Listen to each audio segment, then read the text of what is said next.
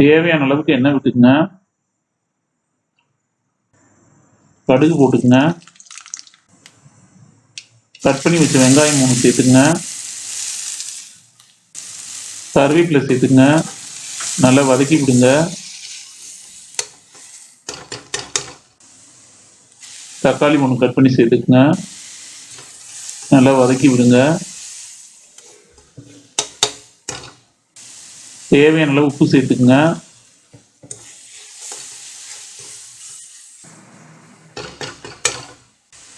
மஞ்சத்தூள் சேர்த்துக்குங்க. 1/2 spoon chilli powder சேர்த்துக்குங்க. 1 ஸ்பூன் குழம்பு மிளகாத்தூள் சேர்த்துக்குங்க. நல்லா வதக்கி விடுங்க.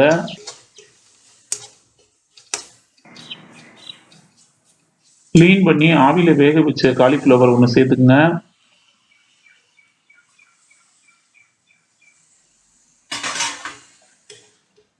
நல்லா மிக்ஸ் பண்ணி விடுங்க.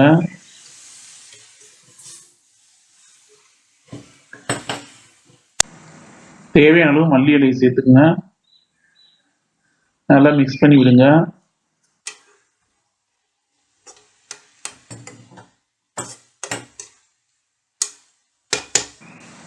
காலிஃப்ளவர் மசாலா ரெடி ஆயிடுச்சு.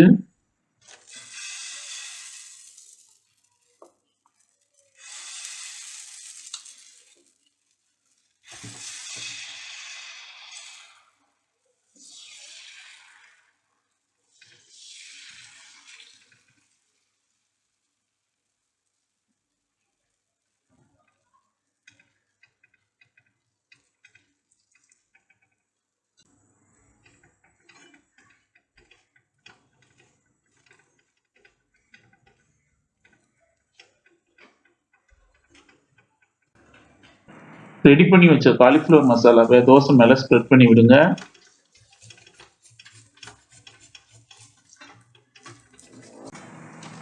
கொத்தமல்லி இலை கொஞ்சம் தூவிக்குங்க. கேரட் கொஞ்சம் தூவி விடுங்க.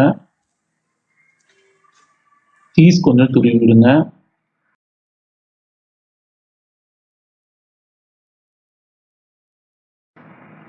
மூணு நிமிஷம் நல்லா சிம்லேயே வச்சுட்டுருங்க.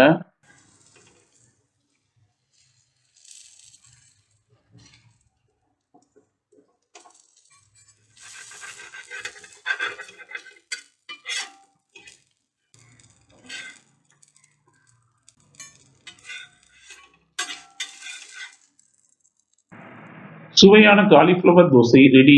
என் ரெசிபி உங்களுக்கு பிடிச்சிருந்தா சப்ஸ்கிரைப் பண்ணுங்க. என் ரெசிபியை மிஸ் பண்ணாம பார்க்க பெல் ஐக்கானை கிளிக் பண்ணுங்க.